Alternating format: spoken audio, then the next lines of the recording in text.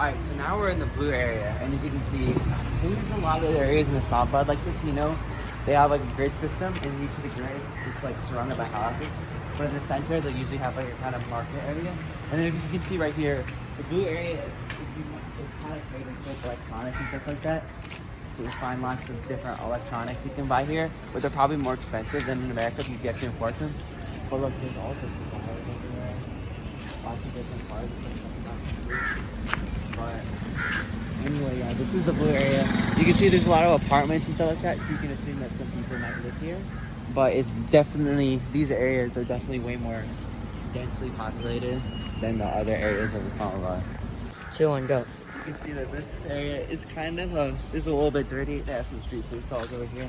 But when you think of Islamabad, these kind of areas, they don't really talk about that much. They talk about like the, you know, nicer areas and stuff like that. But it's important to understand that Islamabad has a lot of areas like this, kind of sandwiched in between a lot of the more wealthy areas. Alright, this right here looks like to be a main masjid, mashallah, very nice. Alright, so you can see we have some ads for different prices. Like we just calculated 106,900 rupees. It's about $378.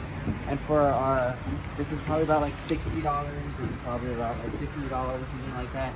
And it shows that the prices here are actually, compared to like America, they're just decent, you know. Like you can get stuff if you want to, but it's definitely going to be a little bit more expensive because of import tax. Because in Pakistan, a lot of things have to be imported, and there's a huge import tax that comes with that. Like if you want a Toyota, like a nice Honda, like right there, that might even run you around like $30,000 to $40,000, which is a lot more expensive. Even if you bought it in the U.S., you could probably get it for like $10,000 to $20,000. Okay, so right now we're out here in front of the metro station here in Islamabad, and one of the things that they do, you can see the bus went away over there, but actually, what they do is they separate the bus from the highway, so like it has its own separate lane, and because of that, the bus is able to move faster. And as you can see right here, these stations are really, really modern. They have lots and lots of glass. The Pakistani government has put a lot of money in making sure that the people here have good public transportation options. And my uncle told me that it only costs about like 20 cents for like a one-way fare or something like that. So yeah, and they've really kept the area clean. Like there's no trash here whatsoever. Where I live in Washington DC, America, there's like tons of trash, especially near the metro stations. And I'm really happy that, you know, they've put a lot of effort into this. But you could see that they could do a little bit better, because Islamabad is full of like a lot of wide roads and stuff like that. Lots of big high rises here as well. And yeah, this is pretty much how they've been making the city. There's a lot of stray cats here in Pakistan as well. They're in Pakistan, a lot of people have cats as house pets, but there's still a lot of them that aren't really well taken care of. One of the interesting things about Pakistan is that a lot of the cars are like pretty cheap Japanese cars. Like this one right here, it's really small and really cramped. And like they have lots of cars that are imported from Asia. Like this Honda Civic could be like $30,000, you know? It's like the cars here in Pakistan, there's definitely a big car culture here. People get these Honda Civics and make them like really, really nice. They like spec them out or whatever. But yeah, it's basically, you won't see a lot of American cars here. It's mostly foreigners that import the American cars here to Pakistan. So you'll basically only see like Chinese or Japanese cars here. Like look at this. This definitely is a Chinese car, as you can see. Chinese brand. You can see, you know, very, very small, cramped kind of car. It's still got the plastic on it. A lot of people in this region still keep the plastic on their cars, so that when they sell it, they can get it for higher value. Go. Okay, so Pakistan, Islamabad especially, is very green, lots of trees around here. And they've really been trying to keep the city good, clean and green. So originally Karachi was Islamabad's capital after the partition of India in 1948. But then they decided to move it up to Islamabad because Karachi was getting way too crowded. And what they did was they hired European architect planners to basically plan out the whole city. They made it a grid system, and they made it like almost like an enclosed bubble compared to the rest of Pakistan. And as someone who since I did a whole road trip around Pakistan, we saw many different areas of the country. I can tell you that Islamabad is very, very, very different from anywhere else in Pakistan. In fact, it doesn't even really feel like Pakistan except for like these few areas, you know. But yeah, there's also whatchamacallit, there's a lot of foreigners here, a lot of different embassies and stuff like that. It's very, very, Islamabad is considered to be the most touristy city in Pakistan, but we really haven't seen a lot of tourists here yet. But there's some funny things you can see right here, like look, that is Butt Foods. Butt Foods is right there, as you can see. And Pakistan is, you know, it's pretty much 90% Muslim state. You will find some Hindus and Sikhs scattered around there, but it's basically like, since the main religion is Islam, there's a whole emphasis on that. Like right now it's Ramadan, so it's a lot less lively compared to like what it would normally be like during the day. But at night it gets like really crazy when people try to break their fast and have iftar and stuff like that. So it's really interesting to be here. One of the things you'll see in Pakistan is a lot of people are on different, many people can fit on motorcycle. Like you see, you have 2, sometimes 3 people, and as you can see, the way they just sit right behind them. So this right here is a Pakistani gas station. You can see they have a pretty good selection right here of different kinds of stuff. Lots of ramen here as well, instant ramen, and lots of different kinds of Lay's chips and stuff like that. Stuff that you wouldn't really find anywhere else but here. And like for example, this thing is 350 rupees. That's like over $1, so a little bit pricey. But and these right here are only 110 rupees though, so that's like 10-20 cents maybe. All right, so we got a whole bag of stuff. We got Pepsi, we got 2 wafer bars, like 5 different kinds of bars, and it all cost us, guess what? It only costed us 700 rupees, which is like $2. So food here is very, very cheap. So we got these 3 Rio bars, this Pepsi, these 2 more Rio bars, the 7-Up, this other Pepsi, 2 bottles of Aquafina, and 2 waffle bars, and another Rio, all for 700 rupees. All for 700 rupees, which is like $2. That's crazy price. Whoa. So you can see, guys, there's huge houses here in Islamabad. These are even bigger than the Baria town in Pindi. We don't have time. So Hala, is this all government money or is it Yeah, they work for the government. So this is all government money, guys. It shows there's probably people in the government get paid a lot more than in America. It's crazy though. So this is one of the dark alleyways here in Islamabad. So you can see, whoa, very different scene over here. Whoa. You can see people are living in cramped apartments over here right next to the big high rises. And over here there's lots of junk and stuff like that. Lots of trash. Very, very different from the rest of Islamabad. It feels like we're back in Lahore or something like that. Like you can see, super different. So you can see there's a lot of rubbish and trash here. Right here. It smells pretty bad here as well compared to other places. It's really not well taken care of. It's like really interesting that I mean, a lot of places in the world like this, but here it's interesting to see that even in the capital, you have a huge divide between the rich and the poor. Even in DC where I live, it's less of a divide.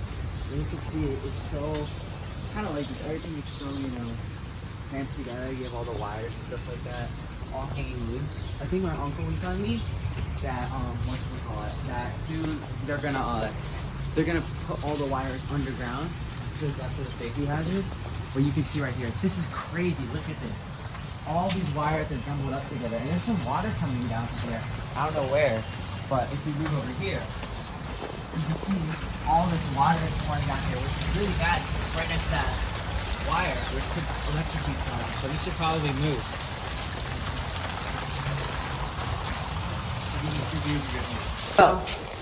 Okay, so you can see we're underneath this huge dark alleyway.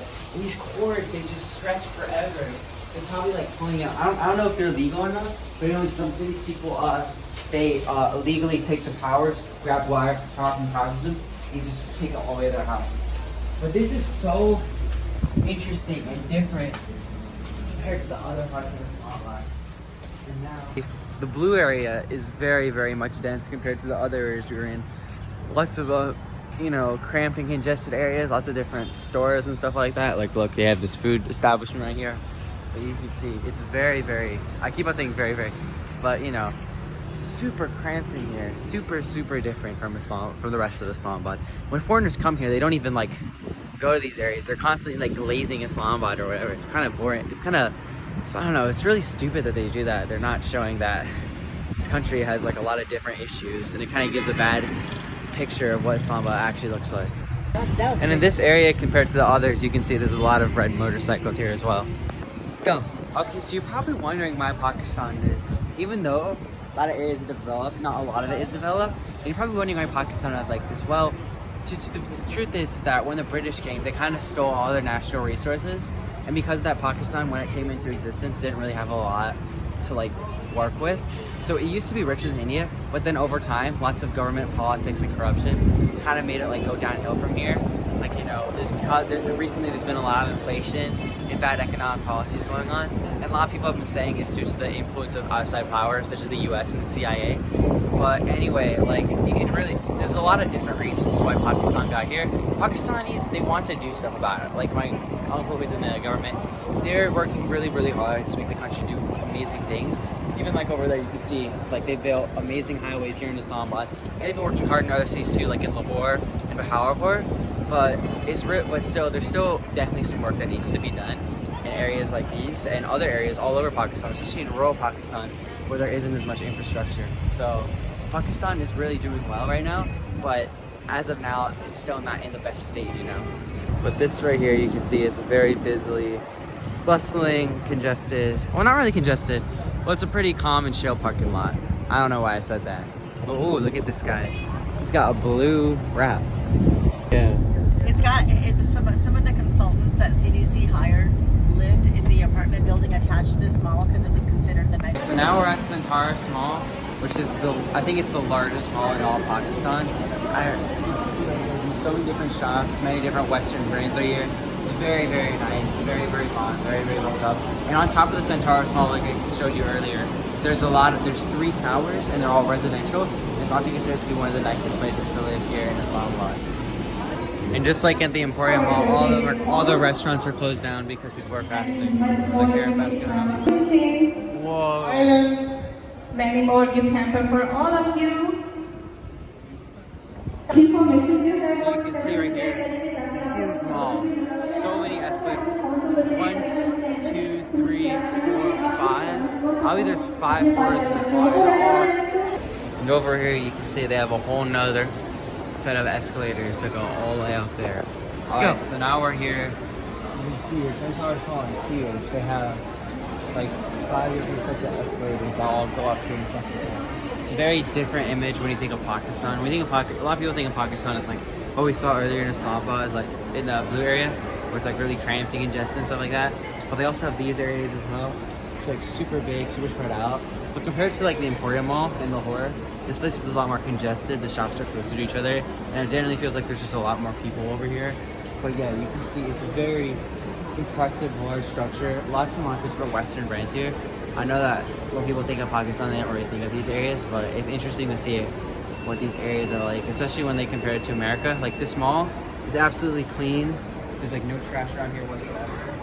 There's like, it's very, very different from like the malls you get in America. Go.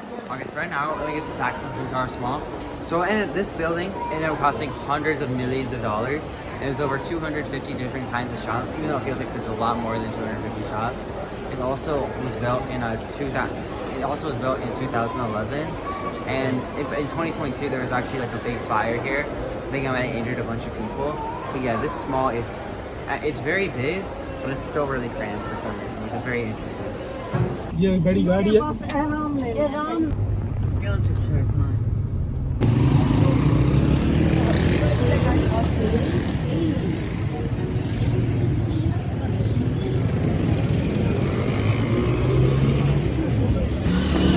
Okay, so right now we're in Hindi, which is the twin city of Islamabad. You can see it's completely different compared to Islamabad.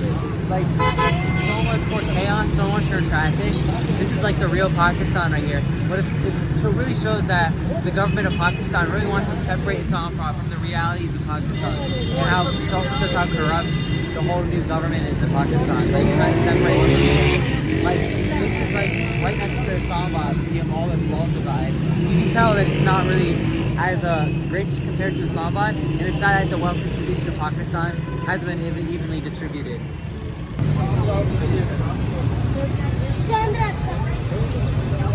So look, this is where they serve the iftar for everybody. Soon it'll be time to break. So this is Jamil Sweets. They have samosas. And look at this jalebi. So much jalebi. Huge amounts. Jalebi here, I don't know last name. What's up? So you can see they make the jalebi a lot bigger here, a lot bigger than in America.